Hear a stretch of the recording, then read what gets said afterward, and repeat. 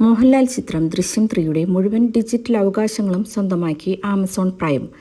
ഈ അവകാശങ്ങൾ വിൽക്കാനോ ലൈസൻസ് നൽകാനോ ഏതെങ്കിലും മൂന്നാം കക്ഷിക്ക് താൽപ്പര്യമോ ബാധ്യതയോ ഉണ്ടാക്കുന്ന രീതിയിൽ ഇടപാടുകൾ നടത്താനോ ആശീർവാദ് സിനിമാസിനോ മറ്റ് ഏതെങ്കിലും വ്യക്തിക്കോ അവകാശമില്ലെന്ന് ആമസോൺ പുറത്തുവിട്ട പ്രസ്താവനയിൽ പറയുന്നു.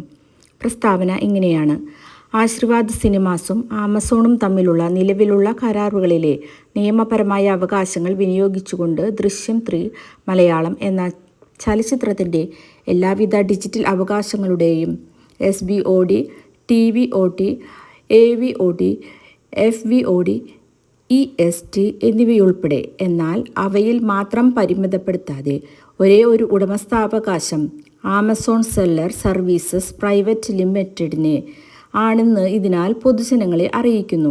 ഈ സിനിമയുടെ ഡിജിറ്റൽ അവകാശങ്ങൾ ആമസോണിന് മാത്രമുള്ളതാണെന്നും അതിനാൽ ഈ അവകാശങ്ങൾ വിൽക്കാനോ ലൈസൻസ് നൽകാനോ ഏതെങ്കിലും മൂന്നാം കക്ഷിക്ക് താൽപ്പര്യമോ ബാധ്യതയോ ഉണ്ടാക്കുന്ന രീതിയിൽ ഇടപാടുകൾ നടത്താനോ ആശീർവാദ് സിനിമാസിനോ അവർ ചുമതലപ്പെടുത്തിയവർക്കോ ലൈസൻസ് ഉള്ളവർക്കോ മറ്റേതെങ്കിലും വ്യക്തികൾക്കോ യാതൊരു അധികാരവുമില്ലെന്ന് ഇതിനാൽ മുന്നറിയിപ്പ് നൽകുന്നു.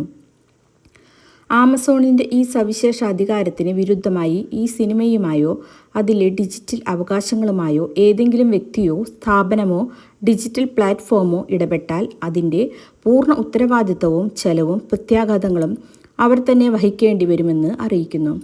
ഈ സിനിമയുമായി ബന്ധപ്പെട്ട ആമസോണിൻ്റെ സവിശേഷ അധികാരങ്ങൾ ലംഘിക്കുന്നവർക്കെതിരെയോ കരാർ ബന്ധങ്ങളിൽ ഇടപെടുന്നവർക്കെതിരെയോ ഇഞ്ചക്ഷൻ ഉത്തരവുകളും നഷ്ടപരിഹാരവും ഉൾപ്പെടെയുള്ള ഉചിതമായ നടപടികൾ സ്വീകരിക്കാനുള്ള അവകാശം ആമസോണിൽ നിക്ഷിപ്തമാണ്, പ്രസ്താവനയിൽ പറയുന്നു. നേരത്തെ ഏപ്രിൽ 2 നിശ്ചയിച്ചിരുന്ന ചിത്രത്തിൻ്റെ റിലീസ് മെയ് 21 മാറ്റിയിരുന്നു. ഇതിന് പിന്നാലെയാണ് ഡിജിറ്റൽ അവകാശങ്ങൾ സംബന്ധിച്ച വിവരങ്ങളും പുറത്തുവരുന്നത്. മോഹൻലാലിൻ്റെ ജന്മദിനമായ മെയ് 21 റിലീസ് മാറ്റിയത്. ജിത്തു ജോസഫ് സംവിധാനം ചെയ്യുന്ന ചിത്രത്തിൽ ബീന, അൻസിബ ഹസൻ, എസ്തേർ അനിൽ, ആശ ശരത്, സിദ്ദിഖ് തുടങ്ങിയ വൻ താരനിരയാണ് അഭിനയിക്കുന്നത്.